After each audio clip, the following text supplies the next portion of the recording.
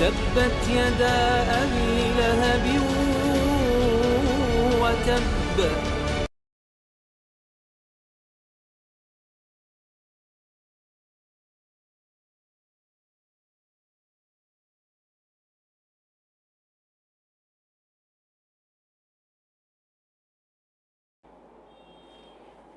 Hi, வணக்கம்.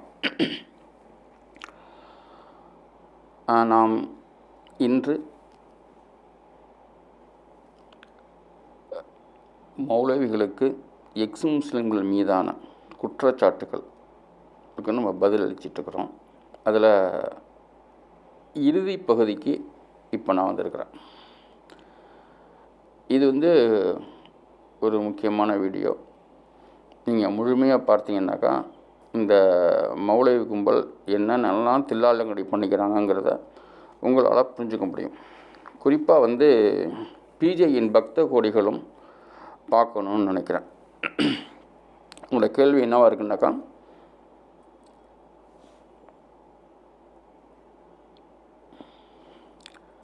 X முஸ்லிம்கள் இஸ்லாமிய அறிஞருடன் நேருக்கு நேர் விவாதிக்க தயாரா? இந்த கேள்வி எக்கச்சக்கமான உருட்டுகளோடு ஓடுறது. நான் நாத்திகளோட விவாதிக்கிறேன், நான் கம்யூனிஸ்டரோட விவாதிக்கிறேன் இப்படின்லாம். இப்போ அண்ணன் கடைசியாக எடுத்துக்கிற நிலை எக்ஸ் முஸ்லீம்களோட விவாதிக்கிறேன். நம்ம இதை பற்றி தான் விரிவாக பேச போகிறோம். முழுமையாக கேளுங்க. இதுவரை நமது வீடியோக்கள் பொதுவாக எக்ஸ் முஸ்லிம்கள் மீது மௌலவி கும்பல், நான் மறுபடியும் சொல்லிக்கிறேன், சுமத்திய குற்றச்சாட்டுகள் என்ற அடிப்படையில் நான் பதிலளித்திருந்தேன். விவாதம் என்ற வகையில் தமிழகத்தில் எக்ஸ் முஸ்லிம்களை பார்த்து விவாத அழைப்பு கொடுத்தது நம்ம அண்ணன் மட்டும்தான். பிஜே இல்லை பிஜை என்ன பேர் குழப்பம் அதிகமாக இருக்குது. சரி, பி ஜெயினுல் ஆபிதீன் இல்லை ஜன்னாஃப் மௌலவி பி ஜெயினுல் ஆபிதீன் உலவி அவர்கள். இதுதான் அண்ணன் ஃபார்மேட்டுக்கு வந்தப்போ தனக்கு வச்சுக்கிட்ட பேர். மௌலவி பி ஜெயினுல் ஆபிதீன் உலவி. அது மதரசால அந்த மன்பவுல் உலாமா அந்த மதரசால படித்த பட்டத்துடைய சனதுடைய பெயர். இன்றைக்கி அப்படியே மௌலவி காணா போணுச்சு, உலவி காணா போணுச்சு. இப்போ பிஜையாங்கிறது தெரியாமல் இருக்குது. ஏன்னாக்கா இவர் எல்லாத்தையும் ரொம்ப சரியாக பார்ப்பார். ஏன்னாக்கா இவருக்கு தமிழில் பார்த்திங்கனாக்கா ஜெய் வரும், ஜெயினுல் ஆபிதீன் ஜெய் வரும். ஆங்கிலத்தில் இசட் போடுவார். ஆனால் பிஜேன்னு சுருக்கிறப்ப பிஜே போட்டுக்குவார் தமிழ். நான் ஏன் இது ஆரம்பத்தில் இதெல்லாம் சொல்கிறேன்னாக்கா, அண்ணன் பெயர் விஷயத்தில் ரொம்பவும் ஏகத்துவத்தை பார்ப்பார். ஜெய் லாபுதீனா ஜெயினுல் ஆபுதீனாங்கிறத முதல்ல அவர் பெயரில் தெளிவுபடுத்திக்குவோம். இது சும்மா ஒரு பம்மாத்து. ஆனால் இவர் மட்டும்தான் விவாதத்துக்கு வா அப்படின்ட்டு ரோட்டில் போகிறோம் வரவங்களாம் கூப்பிட்டுருப்பார். இவரை தவிர நமக்கு வேறு யாரும் விவாத அழைப்பு கொடுக்கல. அதனால் இந்த வீடியோ முழுக்க அண்ணன் பிஜேயின்காகவே பேசப்படுகிறது என்பதை சொல்லிக்கொண்டு எனது உரையை ஆரம்பிக்கிறேன். அண்ணன் உதார்விடும் விவாத அலப்பறைகளை நாம் இப்போ விரிவாக பார்ப்போம். அண்ணன் பிஜே அவர்கள் அரபிய இஸ்லாத்திற்கு அத்தாத்தி கிடையாது. மதம் மாறிய சில கோடி முஸ்லீம்களில் சமூகத்தில் இவரும் ஒருவர், அவ்வளவுதான். அதுலேயும் பல குழப்பங்கள் இருக்கிறது. அதை நான் முடிவில் சொல்கிறேன். ஆரம்பத்தில் அண்ணன் நெல்லை ஜெபமணி தொடங்கி சமீப கால நேரடி விவாதங்களான கோட்டாரி விவாதம், கோவை காதியானி விவாதம், கிறிஸ்துவ விவாதம் என பல விவாதங்கள் நடத்தியும் விவாதங்கள் மூலம் அண்ணன் சாதித்து கிழித்தது என்று எதுவுமே இல்லை. கிறிஸ்துவ விவாதத்தில் பல ஹதீஸுகளை கிழித்து குப்பையில் போட்டது தான் அண்ணன் செய்த ஆயுள் கால சாதனை. இஸ்லாத்தை ஆய்வு செய்கிறேன் என்ற பெயரில் நாளுக்கு ஒரு வார்த்தை ஜாலம் போட்டு மக்களை முட்டாளாக்கி முட்டாள்களை படுமுட்டாளாக்கி வைத்திருக்கிறார். அவர்கள் தான் அண்ணனின் பக்த கோடிகள். அண்ணன் 90களில் ஒரு ஹதீஸை சரி என்பார், 2000 அது சரியில்லை என்பார், 2010 முன்பு தவறு என்று கூறிய ஹதீஸ் சரியானதுதான், நாங்கள் எங்களது நிலைப்பாட்டை மாற்றிக்கொண்டோம் என்பார். 2005 சரி என்று சொன்ன ஒரு ஹதீஸ் 2008 தவறு, இப்போதுதான் ஆய்வு செய்கிறேன் என்பார். ஏனென்றால் பொது உலகம் அறிவுலகம் மேம்படும் போது கண்ணுமணியின் அரேபிய இஸ்லாம் காலாவதியாகிறது. இதை சரிக்கான ஆய்வு மறு ஆய்வு மறு ஆய்வுக்கு மறு ஆய்வு என்று ஆய்வுக்கு ஆய்வு அண்ணன் உருட்டி வருகிறார். இந்த தில்லாலங்கடி வேலைகள்லாம் முஸ்லீம்கள்ட்ட ஈடுபடலாம், இங்கே நடக்காது. இந்த பருப்பு இங்கே வேகாது என்பதை அண்ணனுக்கு அன்புடன் நான் சொல்லிக்கொள்கிறேன். அது என்ன விவாதத்துக்கு முன்னாடி ஒப்பந்தம் போடணும் என்பது என்ன தேவை இருக்குது? விவாதம் செய்ய இரு தரப்பிற்கும் பொதுவான விதிமுறைகள் இருக்கலாம், அது தேவையானது. நேரம் மற்றும் பேச்சின் நிதானம், மரியாதை சார்ந்த நிலை, செலவுகள் பற்றிய புரிதல், இதுக்கு விதிமுறை வச்சுக்கலாம். ஒப்பந்தம் என்ன கேசத்து இருக்குது? ஒப்பந்தம் என்பது ஒரே அடிப்படையில் சேரும் நிறுவனங்கள் இது சார்ந்த நிலைகளை ஒப்பந்தம் போடலாம். ஆனால் நீங்களும் நானும் சித்தாந்த ரீதியாக எதிரும் புதிருமானவர்கள். அப்படி இருக்க ஒப்பந்தம் எப்படி சாத்தியமாகும்? மேலும் நீங்கள் எங்களை அழைக்கும் விவாதம் என்பது அரபிய இஸ்லாம் என்ற இறக்குமதி மதம் சார்ந்தது. உங்களுக்கும் எனக்குமான தனிப்பட்ட விதத்தில் உள்ளது அல்ல, தனிப்பட்ட விதத்தில் சம்பந்தப்பட்டதும் அல்ல. 3 மார்க்கெட் பிரச்சனை நம்ம பேச போகிறோம்? நிச்சயமாக இல்லை. இப்போ 3 மார்க்கெட் பிரச்சனையை பேசணும், அதனது நூதனம் இந்த மாதிரி உள்ளதை பேசணும், இல்லை இதில் உள்ளக்க போட்டுக்கிற ஷேர் சம்மந்தப்பட்ட செய்தியெல்லாம் பேசணும் அப்படின்னாக்கா நம்ம ஒப்பந்தம் போட்டு பேசலாம். ஆனால் இங்கே பேச போகிறது மதம் சம்மந்தப்பட்ட விஷயம்.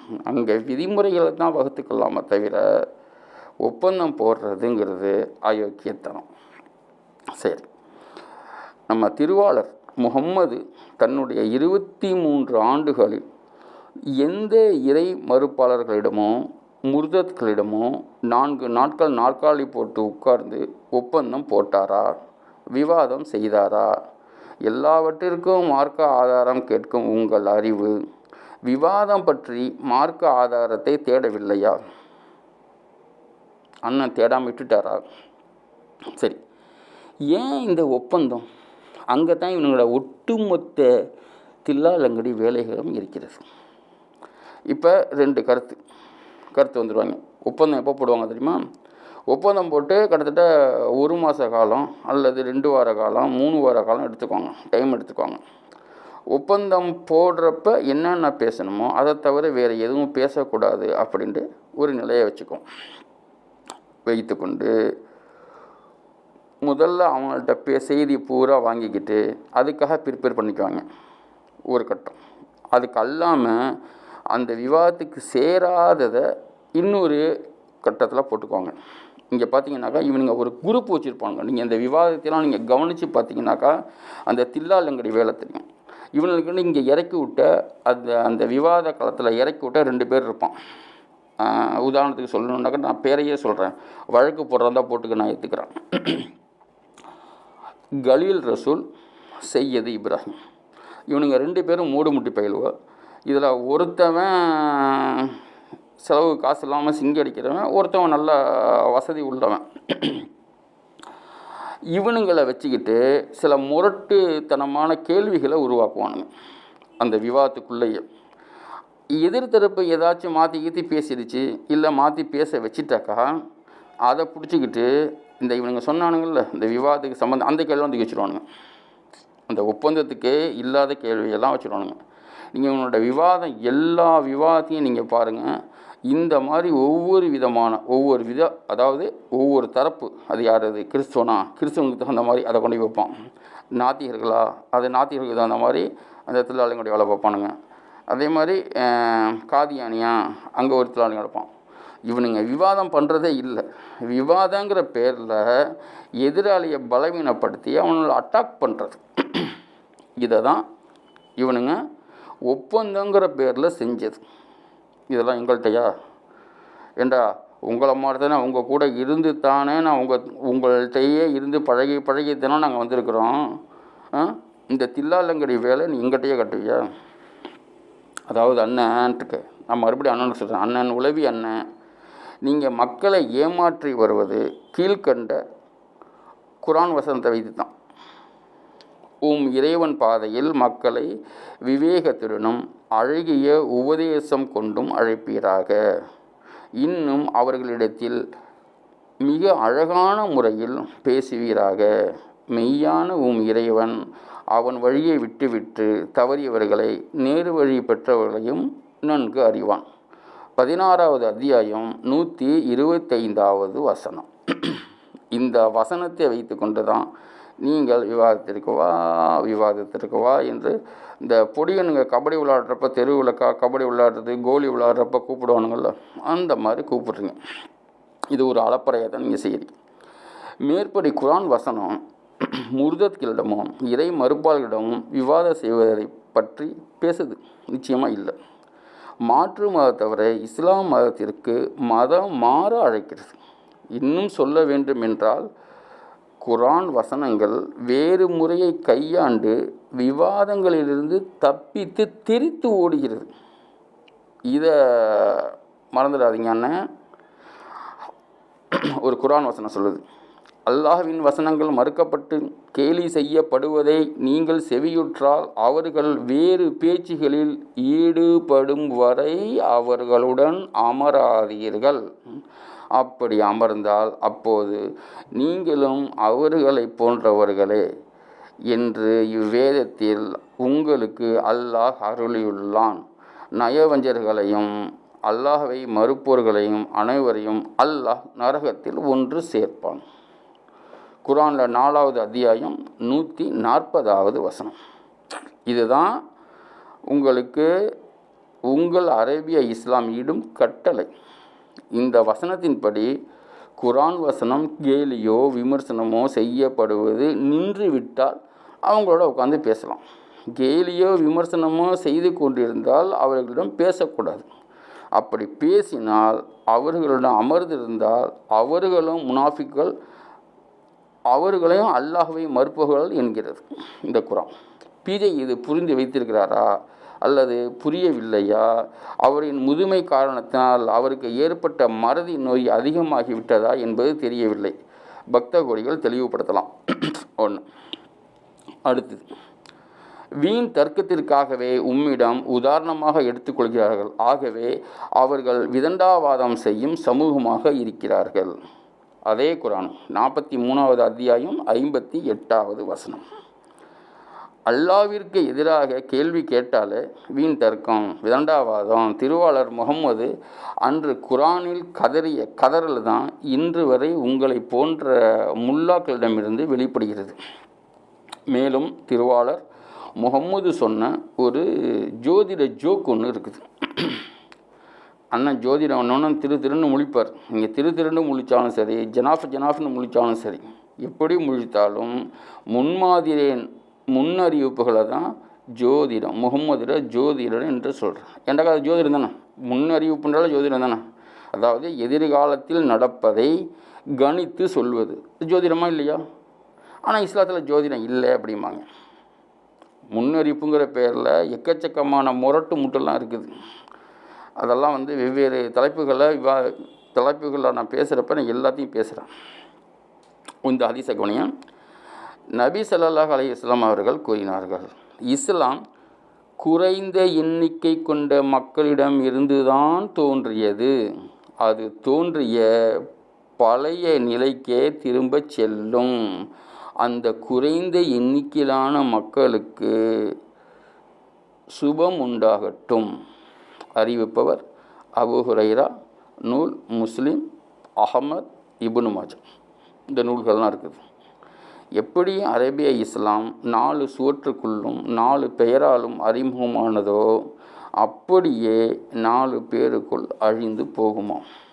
அது மட்டுமல்ல, தர்க்க விவாதமே அரேபிய இஸ்லாத்திற்கு அலர்ஜி. நம்ம தெளிவாக பார்த்துட்டோம். குர்ஆன், ஹதீஸ் வசனங்கள்ல உண்மை இருந்தும், இன்னொரு ஹதீஸை பாருங்கள், உண்மை இருந்தும் தர்க்கம் புரிவதை யார் விட்டு விடுகிறாரோ அவருக்கு சுவனத்தின் ஒரு ஓரத்தில் வீட்டை பெற்று தருவதற்கு நான் பொறுப்பேற்றுக் கொள்கிறேன் என்று நபி ஸல்லல்லாஹு அலைஹி வஸல்லம் கூறினார்கள். ஸல்லல்லாஹு அலைஹி வஸல்லம் நான் சொல்லவே கூடாது. நம்ம ஸல்லல்லாஹு அலைஹி வஸல்லம்னு சொன்னோம்னாக்கா முகம்மதுக்கு வாழ்த்து சொல்கிற மாதிரி. நம்ம வாழ்த்து எப்படி பழிக்கும்? சரி, அது போயிட்டு போகுது. அந்த ஹதீஸ் அறிவிப்பவர் அபு உமாமா, நூல் சுனன் அபு தாவூத். பாருங்கள், இது என்ன ஒரு கூத்து. கண்ணுமணி கான்ட்ராக்ட் பில்டரா? சுருக்கத்தில் வீடு கட்டுறோம், மாளிகை கட்டுறோம் அப்படின்ட்டு அன்றைக்கு அரபிகள் தான் கம்பி கட்டியிருக்கிறார். இங்கே இந்த மனுஷன் வாழ்கிறதுக்கே மண் குடிசைக்கே வழி இல்லை. இவரை சுருக்கத்தில் மாளிகை கட்டுவாரோம். ஐயா, நான் சத்தியமாக கேலி செய்யலைங்க. சிந்திக்க மாட்டீர்களா என்பது தான் இங்கே மேட்டர். நமக்கு கேலி செய்வது நோக்கமல்ல. மறுபடியும் சொல்லிக்கிறோம், நம்ம கேலி செய்ய வேண்டிய தேவையில்லை. கேலி செய்கிற அளவுக்கு இங்கே எந்த ஒருத்தும் இல்லை. குர்ஆனில் கூட கேலி செய்கிறதா சொல்லப்படுறதெல்லாம் அன்றைய மக்கள் லாஜிக்காக எடுத்து வைத்த கேலி செய்திகளை தான் இவங்க கேலின்னு திசை திருப்புறாங்க. நம்மளுக்கு கேலி செய்ய வேண்டிய அவசியம் இல்லைங்க. கேலி செய்ய மாட்டோம். சரி, கண்மணியின் அடுத்த உளறலை பார்ப்போம். நீங்கள் இருவரும் அவனிடம் சாந்தமாக மென்மையாக சொல்லால் சொல்லுங்கள். அதனால் அவன் நல்லுபதேசம் பெறலாம் அல்லது அச்சம் கொள்ளலாம். 20வது அத்தியாயம் 44வது வசனம் ஃபிரௌன் பற்றி என்று அல்லாஹ் சொல்லி அனுப்புகிறான். யார்கிட்ட? இப்படின்னு கண்மணி ஒரு உளறலை போட்டார் ஃபிரௌன் மூசா கதையில். ஆனால் இங்கே அல்லாஹ்வின் ஆசையும் பலிக்கலை. ஞானமுள்ள விதியை எழுதி அல்லாஹுக்கே தெரியலை ஃபிரௌன் என்ன செய்வான் என்பது. மூசாவின் பருப்பும் அல்லாஹ்வின் ஆசையும் ஃபிரௌன்கிட்ட வேகலை என்பதை கண்மணியின் குர்ஆனை ஒப்புக்கொள்ளுது. இஸ்லாத்தின் நிலை இப்படி இருக்க உங்களுடைய விவாத பருப்புகள் எங்களிடம் எப்படி வேகும் நம்புறீங்க? விவாதத்துக்கு வாண்டு ஒரு சிறுபுள்ளத்தனமான கதை தானே. சரி, நம்ம அடுத்த ஹதீஸுக்கு போவோம். இதயங்களை புரட்டக்கூடியவனே, என் இதயத்தை உன் மார்க்கத்தில் உறுதியாக்கி வைப்பாயாக என்பது நபிகள் நாயகத்தின் பிரார்த்தனையாக இருந்தது. அறிவிப்பவர் அனஸ், நூல் திர்மிதி. யாரு? நம்ம கண்ணுமணி சொல்கிறாரு, இதயங்களே புரட்டக்கூடியவனே. இதயத்தை யார் புரட்டுறா? அல்லாஹ் தான் புரட்டுவான். இதயத்தை புரட்டு என்ன செய்ய போகிறான்? சரி, அது அவன் பாடு. உனது மார்க்கத்தில் உறுதியாக்கி வைப்பாயாக அப்படிங்கிறார். இஸ்லாத்திற்கே நான் தான் இறை தூதன் என்ற சொன்ன சல்லுவுக்கே இப்படி ஒரு சந்தேகம் வருது. இஸ்லாத்தில் தான் உறுதியாக இருப்போமா இல்லையா என்று. பிஜே ஏதோ ஒட்டுமொத்த அரேபிய இஸ்லாத்தையே குத்திகை எடுத்தது போல் உளறி கொண்டிருக்கிறார். என் கேள்வி என்னன்னாக்கா, எக்ஸ் முஸ்லீம் ஆகிய எங்களிடம் விவாதம் செய்ய பிஜேக்கு என்ன தகுதி இருக்குது? ஏன் கேட்குறேன்டாக்கா, அவர் எழுதிய தர்ஜுமாவே ஒவ்வொரு பதிப்பிற்கும் குர்ஆன் வசனங்களுக்கு வெவ்வேறு திருத்தம் செய்து கொண்டிருக்கிறார். வாரத்திற்கு ஒரு ஹதீஸ் வீதம் மறுத்து வருகிறார். எதை வைத்துக்கிட்டு இந்த ஆள்கிட்ட விவாதம் செய்கிறது? குர்ஆனை தர்ஜுமா பண்ணுற இந்த ஆள் தான் பண்ணுறாரு. பண்ணிவிட்டு அதுக்கே பல திருத்தங்களை மாற்றி திருத்தம் கொடுக்குறோம். இந்த ஹதீஸுகளை மறுக்கிற நாங்கள் எதை கொண்டு வர முடியும்? இஸ்லாத்தில் இதுதான் ஹதீஸ், இதுதான் குர்ஆன் வசனம்னு சொல்லிவிட்டு நான் அப்துல் ஹமீது பார்க்கவே முதல் பதிப்பு இருக்குல்ல 1940களில் நான் அந்த குர்ஆனை தான் எடுத்துகிட்டு வருவேன். அதுதான் குர்ஆன், அதுதான் முதல் வந்தது, மொழி செய்யப்பட்டது. இல்லைனாக்கா நேரடியாக அரபு மூலத்துக்காக போய் முழுக்க அரபில் விவாதிக்கணும். நம்ம சவுதிக்கு போயிடுவோம், விவாதம் சவுதியில் வச்சுக்குவோம், முழுக்க அரபு அப்படின்னாக்கா ஓகே, அதுக்கு ஏற்பாடு பண்ணலாம். இல்லை சவுதி இல்லையா, சவுதி சார்ந்தவே இருக்குது. நம்ம இதை கேட்டவுடனே சலஃபிகள் குசியாக போயிடுவானுங்க, ஆஹா அண்ணனை சவுதியை கூட்டு வரீங்களான்ட்டு. தமிழில் பண்ணுறாந்தாக்கா நாம் முதல் எது தமிழ் மொழிபெயர்ப்போ முஸ்லீம்களால் முழுமையாக ஏற்றுக்கொண்டதோ அந்த மொழிபெயர்ப்பு நாங்கள் எடுத்துடுவோம். சரி, இந்த இந்த ஆள்கிட்ட விவாதம் செய்கிறதுக்கு இவ்வளவு பிரச்சனை இருக்குது. சரி, இவர் இப்போ நான் சொல்லிட்டேன், நான் வந்து அப்துல் ஹமீது பாக்கவியோட முதல் தமிழில் முழுமையாக வந்தது, அதுக்கு முன்னாடி ஒரு சிலதெல்லாம் இருக்குது, அதெல்லாம் விட முழுமையாக வந்த முதல் எடிஷன் நம்மள்ட்ட இருக்குது. அதாவது திருத்தப்படாத எடிஷன், நான் அதை எடுத்துகிட்டு வர்றேன். சரி, இப்போ விவாதம் என்று வந்தாக்கா தமிழ் மக்கள்கிட்ட தமிழில் தானே எடுத்துகிட்டு வரணும், தமிழில் தான் விவாதம் செய்யணும்.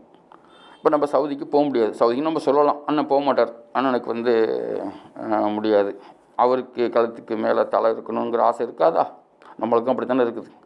அதனால் அண்ணன் போக மாட்டார். அண்ணன் விவாதம் செய்ய வரும்போது யாரோட தர்ஜுமா எடுத்துகிட்டு வருவார்?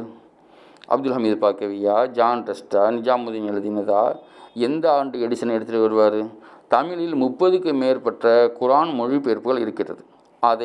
எதை பிஜே விவாதத்துக்கு எடுத்துகிட்டு வருவார்? எந்தெந்த ஹதீஸ் புத்தகங்களை விவாதத்துக்கு எடுத்துகிட்டு வருவார்?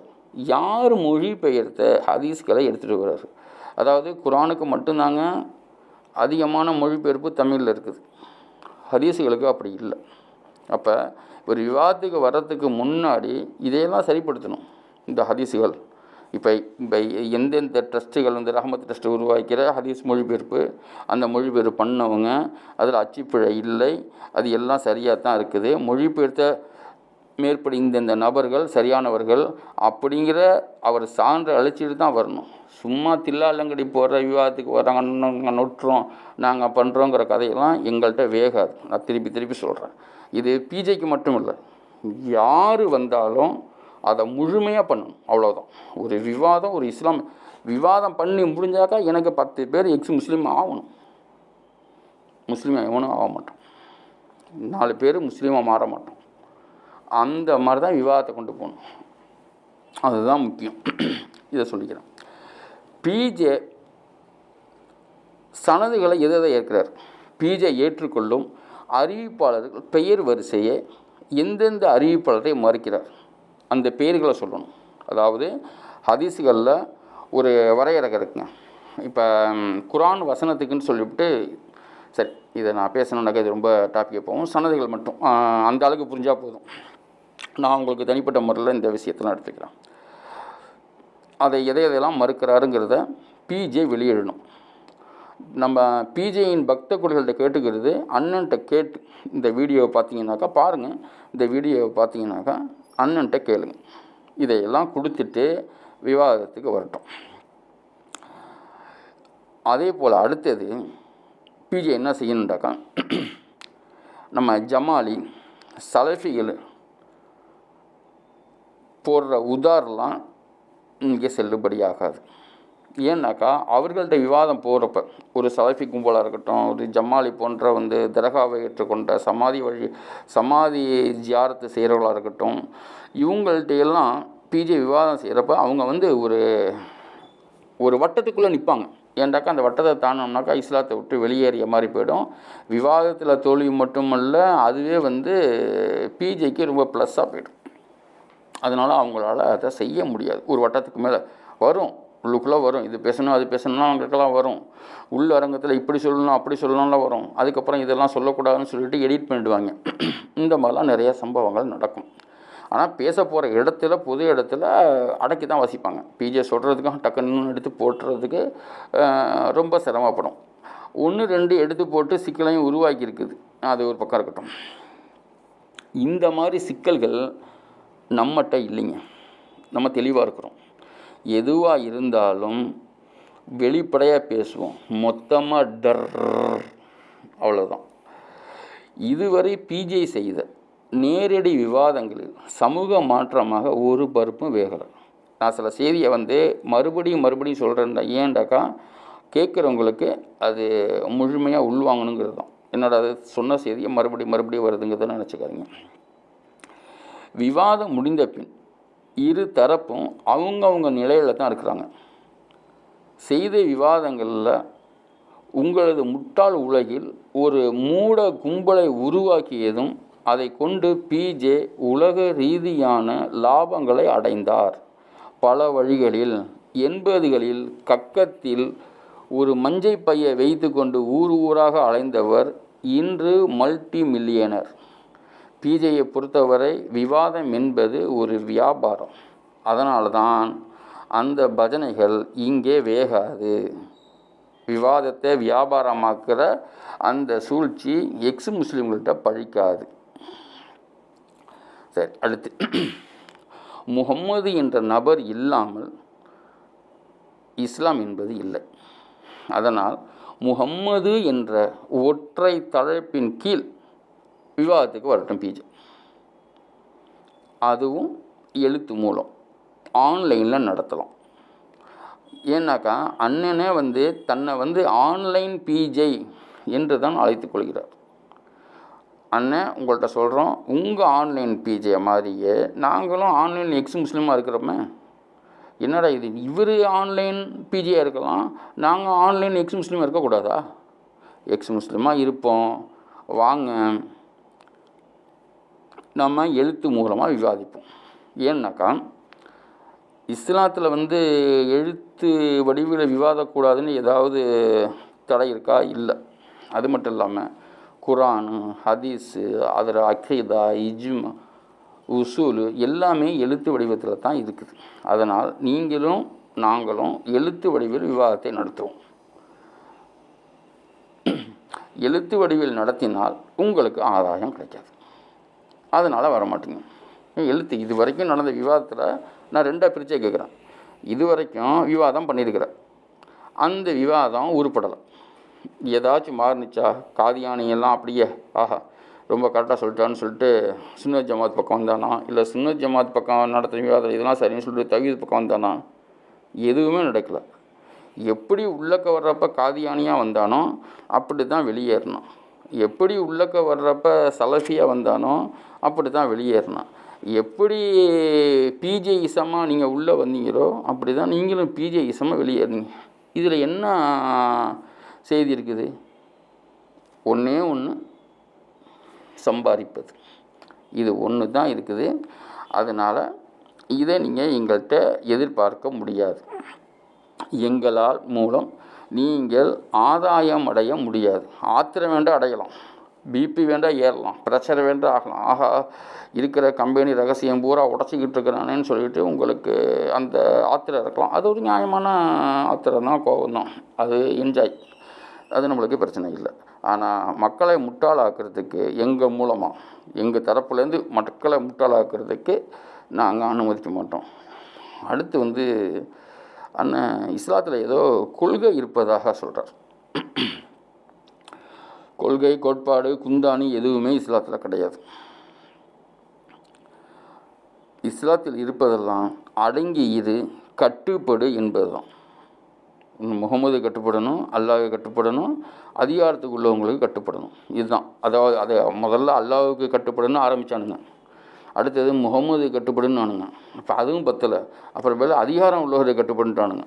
அது என்ன அதிகாரம் உள்ளவரை கட்டுப்படு? இந்த 3மே கட்டுப்படுறது தான். இது எப்படி கொள்கையாகும்? 3 விதமான கட்டுப்பட்டு இருப்பது, பணிந்து இருப்பது. இது யாருக்கு சாத்தியம்னாக்கா அடிமைகளுக்கு மட்டும்தான் சாத்தியம். சொன்னால் செவியுற்றோம், கட்டுப்பட்டோம். இதுதான் இஸ்லாத்திற்கான சொத்து. அதில் எங்கே கொள்கை இருக்குது? காது குத்துறீங்களாடா எல்லாரும்? கொள்கை இருக்குது, குந்தாணி இருக்குன்னுக்கிட்டு. அதெல்லாம் ஒன்றும் கிடையாது. அதில் இருக்கிறது என்ன? கட்டுப்பட்டால் மறுமையில் சிற்றின்ப கூலி. பொம்பளைங்க இருக்குது, மீன் இருக்குது, மது ஆறு ஓடுது. அவனுக்கு சோத்துக்கே சிங்கி அடித்ததுனால இதையெல்லாம் கேட்ட உடனே அவங்க பரவசப்படுறானுங்க. ஓ, நம்ம பசி இல்லாமல் உணவு உண்ணலாம், ஆஹா நம்ம வறுமையில் பெண்கள் இல்லாமல் இருந்தோம், நம்ம பெண்களோட என்ஜாய் பண்ணலாம் அப்படின்னு சொல்லிட்டு. இன்றைக்கி இந்த அந்த கதையெல்லாம் எவனாச்சும் எடுப்படான்? அவன் எல்லாம் நிம்மதியாக சிறப்பாக மனிதன்ற அறிவாற்றல் மூலமாக நல்லா வாழ்ந்துக்கிட்டு இருக்கிறான். எவனாச்சும் இந்த மறுமை கதை ஏற்றுக்குவானா? முட்டாள்களை தவிர மற்றவர்களை ஏற்றுக்கொள்ள மாட்டார்கள். இங்கே இதுதான். இருந்தாக்கா உள்ள அடங்கி இருந்தாக்கா சிற்றின்ப கூலி, இல்லாவிட்டால் நரக தண்டனை. இதில் எங்கேயும் கொள்கை, கோட்பாடு, குந்தாணிகள் எதுவுமே இல்லை. இஸ்லாம் யாருடைய கொள்கை? என்கிற கேள்வி ஒன்று வருதில்ல. கொள்கை கோட்பாடு இல்லை அப்படின்னு சும்மா சொல்லிட்டு போயிட முடியாதுல்ல. அல்லாஹுடையதா, முகம்மதுடையதா, அல்லாஹுக்கு கொள்கை இருக்குதா? அல்லாஹுக்கே கொள்கை இல்லாத போது அல்லாஹுவின் மார்க்கமான இஸ்லாத்தில் எப்படி கொள்கை வரும்? கொள்கை என்றால் என்ன என்ற அகராதியாவது பிஜேக்கு புரியுதா? அப்படி புரிந்திருந்தால் இஸ்லாத்தில் கொள்கை என்று உளறியிருக்க மாட்டார். அண்ணனுக்கு எங்களை நேரடியாக பார்க்கணும் என்றால் வாங்க ஒரு டீ கடையில் சந்திப்போம், உட்காந்து 2 பேரும் அவன் அறிமுகப்படுத்தி கொள்வோம், நம்ம பழைய சந்திப்புகளை பற்றியும் கொஞ்சம் பேசுவோம். டீ சமோசா செலவுகளை நானே ஏற்றுக்கிறேன், உங்களுக்கு மட்டும் சர்க்கரை போடாத டீ, டீல் ஓகேன்னா சொல்லுங்கள், ஒரு முறை சந்திச்சிடுவோம். 90களில் நீங்கள் தம்மெல்லாம் அடிப்பீங்க, பீடிலாம் குடிப்பீங்க. இப்போ எனக்கு பீடி செலவு மிச்சம், இப்போ நீங்கள் பீடி குடிக்கிறத விட்டுட்டீங்க, பல வருஷமாக ஆகிடுச்சு. அப்படி வேணால் நம்ம சந்திப்போம், அது பிரச்சனை கிடையாது. உங்களை நாங்கள் சந்திக்க மாட்டோம்லாம் சொல்ல, தாராளமாக நேரடியாக சந்திப்போம், விவாதத்தை ஆன்லைனில் நடத்துவோம். இது ஓகே தானே? யாருன்னு நீங்கள் பார்த்துட்டீங்க, முகம் தெரியாமல் யார்கிட்டையும் நீங்கள் விவாதிக்க பண்ண போகிறதில்ல. நம்ம முதல்ல இந்த மாதிரி ஒரு இடத்துல ஒரு டீ கடையில் உட்காந்து டீயை குடிச்சிட்டு பரஸ்பர பழைய மேட்டர்கள்லாம், அது பலான மேட்டர்களாக இருந்தாலும் சரி, அது இல்லாத மேட்டர்களாக இருந்தாலும் சரி, உட்காந்து பேசுவோம். பேசி முடிஞ்சிட்டு வந்துடுவோம். விவாதத்தை ஆன்லைனில் வச்சுக்குவோம். ஒப்பந்தமெல்லாம் கிடையாது, ஒன்லி விதிமுறை மட்டும்தான். விதிமுறையை வச்சுக்குவோம். இப்படி பேசணும், இப்படி பேசக்கூடாது, இந்தந்த வார்த்தைகள் இருக்கணும், ஒருமையில் பேசக்கூடாது, உங்கள் பாஷையில் சொன்னால் கேலி கிண்டெல்லாம் தவிர்த்துங்க, அதெல்லாம் நம்ம கொண்டு போயிடுறோம். அதெல்லாம் பிரச்சனை கிடையாது, நடத்துவோம். A to Z முகம்மதுங்கிற ஒரே ஒற்றை தலைப்பின் கீழ். அதை விட்டுட்டு நீங்கள் நேரடியாக வா என்று கூப்பிடுறதுக்கான காரணம் என்ன? விவாதத்திற்கு அல்ல. முகம் அடையாளம் காட்டப்பட்டு கழுத்தில் கத்னா செய்வதற்கு உங்களின் பழைய படைகளுக்கு உதவும் நோக்கத்துடன் அழைக்கிறீர்கள். இது எனக்கு தெரியும். எனக்கு இந்த நேரடி விவாத அழைப்பு எக்ஸிபிஷன் கொடுக்குறது என்னண்டாக்கா, அடையாளப்படுத்துதல். போலீஸில் கேஸு கொடுக்கறதும் அடையாளப்படுத்துறது தான். சரி, ஒரு ஹதீஸ் அப்படியே பார்த்துட்டு மறுபடியும் போவோம். உமர் அவர்கள் அம்ர் இப்னு ஆஸ் அவர்களுக்கு எழுதிய கடிதத்தில் இவ்வாறு குறிப்பிட்டார்: முர்தத் மார்க்கத்தை விட்டு விலகியவனை 3 நாட்கள் பிடித்து வைத்து அவனுக்கு உணவு கொடுத்து வாருங்கள். 3 நாட்களுக்குள் அவன் மனம் திருந்தி தௌபா செய்துவிட்டால் அவனை விட்டுவிடுங்கள். இல்லாவிட்டால் 3 நாட்களுக்கு பிறகு அவனுக்கு மரண தண்டனை கொடுங்கள். நூல் முவாத்தா அதில் கூறப்பட்ட செய்தி இது. அதாவது இவர்களுடைய அரபி மதத்திற்கு மாற வேண்டும் என்று கதையாக தாவா செய்வார்கள். உள்ளே போய் ஒருத்தவன் பார்த்துட்டு, என்னடா இது வரைக்கும் நம்ம நல்லா தானே இருந்தோம், இவன்கிட்ட போய் நம்ம சேர்ந்துக்கிட்டோம்னாக்கா கடைசியில் ஜெலட்டின் குச்சியும் குண்டுமுலாம் தூக்கிட்டு போகிற மாதிரி இருக்கும் அப்படின்னு சொல்லிட்டு போடா கேசவான்னு சொல்லிட்டு வெளியே வந்தாக்கா அரெஸ்ட் பண்ணி 3 நாளைக்கு முனாஜாத்து ஓதுவானுங்களாம். அதை கேட்காவிட்டால் போட்டு தருவாங்களாம். இதே மாதிரி வேறு ஒரு மதத்தில் இந்த மாதிரி மதத்தை விட்டு வெளியே போகிறதுக்காக வேண்டி கொலை செய்வோண்டாக்கா, இங்கே பகுத்தறிவு பேசுகிறவர்களெல்லாம் நான் கேட்குறேன், ஏற்றுக்குவியா? ஊன்னு குதிப்பீங்கல்ல. அப்போ இப்படி ஒரு கான்செப்ட் இஸ்லாத்துக்குள்ளே இருக்குல்ல, குரான் ஹதீஸ் எல்லாத்துலேயும் எந்தெந்த மாதிரி கான்செப்ட் மலிஞ்சு கிடக்குது. அது சார்ந்து என்னைக்காச்சும் கேட்டுக்கிறியா? என்றைக்குமே கேட்டதில்லை. இன்னும் சொல்லுவீங்க இஸ்லாம்னா அமைதியாக இருக்கும். சரி, இதில் பாருங்கள், இஸ்லாமிய ஆட்சி இருந்தால் இதில் இன்னொரு உருட்டு விட்டுவாங்க பாருங்கள். அதாவது இப்போ நான் சொன்னேன்ல, இந்த முர்தத்துக்களை கொள்றா இருந்தாக்கா அதில் இஸ்லாமிய ஆட்சி மட்டும் இருந்தால் மட்டும்தான் சாத்தியம்னு சொல்லுவோம். அப்படி எல்லாரும் அண்ணன் ரொம்ப கரெக்டாக சொல்லிட்டாருமாங்க. இஸ்லாமிய ஆட்சி இருந்தால் தான் முர்தத்துக்களை கொல்ல முடியும், குற்றவியல் சட்டத்தை நடைமுறைப்படுத்த முடியும்டாக்கா. ஜும்மா ஜக்காத்தும் இதே நிலத்தான். காஃபீர் நாட்டில் நடக்கலை. முகம்மது காலத்தில் அப்படி இருந்துச்சா? காஃபீர் நாட்டில் இருக்கலான்னு இருந்துச்சா? இல்லை. எந்த அளவுக்குனாக்கா, இந்தியாவில் இருந்த மன்னன் கூட எவனும் ஹஜ்ஜுக்கு போகலை. ஏன் ஹஜ்ஜுக்கு போகாமல் இருந்தானுங்க? ஏன் இங்கே வந்து இஸ்லாமிய நாட்டில் வந்து பெருசாக ஜக்காத்தெல்லாம் வசூலிக்கப்படலை, ஜிஸ்யா கூட வசூலிக்கப்பட்டுச்சு, ஜக்காத்து ஏன் வசூலிக்கப்படலை? ஜும்மாக்கள் மட்டும்தான் நடந்துச்சு. பெருசாக ஜக்காத்துகள் பொதுவாக பெருசாக வசூலிக்கப்பட்டது இல்லை. இதாவது இங்கே இஸ்லாமிய ஆட்சியாக இருந்த காலகட்டத்தில் கூட இல்லை. ஆனால் இவனுங்க என்ன செய்கிறானுங்க, குற்றவியல் சட்டத்தை நடைமுறைப்படுத்த முடியாதுன்னு சொல்லிட்டு ஜக்காத்தை வசூலிக்கிறானுங்க. முர்தத்தை கொல்லுவது இஸ்லாமிய ஆட்சிக்கு மட்டுமே சாத்தியம் என்றால் அது ஜும்மா ஜக்காத்துக்கும் பொருந்தும். ஜும்மா ஜக்காத் காஃபிர் நாட்டில் முடியும் என்றால் முர்தத்துகளையும் கொலை செய்வது சாத்தியம்தான். அப்படி தான் பல கொலைகள் இங்கே நடந்தேறி இருக்கிறது. உதாரணத்திற்கு 90களில் KK நகர் இமாம் கமர்ஸ்மான் கொல்லப்பட்டார், நாகூரில் ஆலிம் ஜார்ஜ் கொல்லப்பட்டார், கோவை ஃபாருக்கு கொல்லப்பட்டார். இப்படி சொல்லிக்கிட்டே போகலாம். இப்படி ஒரு பெரிய பட்டியல் இருக்குது. ஆனால் நேரடி விவாதம் என்பதே ஒரு திட்டமிட்ட கொலையை உருவாக்கும் செயலாகும். பிஜேயின் விவாத அழைப்பில் பின்னால் இருக்கும் ஃபத்வா ரகசியம் இதுதான். இதை தமிழக உளவுத்துறை கவனத்தில் கொள்வது நல்லது. முஸ்லீம்கள் மீது விவாதம்னு வர்றப்ப அதை குறிப்பெடுத்து அதுக்கு பின்னணியில் என்னென்னலாம் நடக்கப் போகுது, ஏன்னாக்கா மற்ற விவாதங்களும் இதுவும் ஒன்றல்ல. மற்ற விவாதங்கள் இப்போ உதாரணத்துக்கு வந்து கிறிஸ்துவம் இஸ்லாம்டாக்கா அது தத்துவார்த்த ரீதியில் போய் முடியும். நாங்களும் இயேசுவை நபி என்ற ஏற்றுக்கிறோன்னு சொல்லிட்டு போய் முடியும். வேறு ஒரு ஒரு சலஃபியிடமோ அல்லது ஒரு காதியானியிடமோ அல்லது வேறு சொன்னது இது உட்கட்ட கருத்து பரிமாற்றம், வெவ்வேறு கருத்துக்கள் இருந்தால் இதை பேசிக்கிறோம், விவாதம்னு போயிடும். ஆனால் முஸ்லீம்களோட விவாதங்கிறது அப்படிப்பட்டது அல்ல. நாத்திகர்கள் விவாதம் வந்தாலும் கம்யூனிசம் விவாதம் வந்தாலும் எல்லாம் அந்த ஒரு வட்டத்துக்குள்ளே போயிடும். முஸ்லீமுடைய விவாதங்கிறது அப்படி இல்லை. ஏண்டாக்கா இது மிக பாரதூரமானது. இங்கே விவாதங்கிற அழைப்பே வந்து ஒரு ஏமாற்றுத்தனமான வேலை. முதல்ல இவங்களுக்கு விவாதம் செய்கிறதுக்கு தகுதியில் நம்ம முடிவு பண்ணிட்டோம். ஆனால் விவாதம் செய்கிற நோக்கம் வந்து போட்டு தள்ளுறதான். இதை மறுபடியும் சொல்கிறோம், தமிழக உளவுத்துறை கவனத்தில் கொள்வது நல்லது. சரி, இப்போ கடைசி எண்டுக்கு வந்துடுவோம். அதெல்லாம் முடியாதுப்பா, நேரடியாக விவாதம் செஞ்சு தான் ஆகணும் அப்படின்னாக்கா பிஜேயான நீங்களும் நானும் ஒத்தைக்கு ஒத்த விவாதம் செய்வோம். ஒரு நிபந்தனை மட்டும் நான் விதிக்கிறேன். நான் இஸ்லாத்தை விட்டு வெளியேறிய முஸ்லீம், அதை நீங்களும் மறுக்க மாட்டீர்கள், ஈமான்தாரிகளான இந்த சமூகமும் மறுக்காது. ஆனால் உங்களின் நிலை, நீங்கள் முஸ்லீமா? முதலில் அதை உறுதிப்படுத்தி விட்டு என்னுடன் விவாதத்திற்கு வாருங்கள். பிஜே ஆகிய உங்களை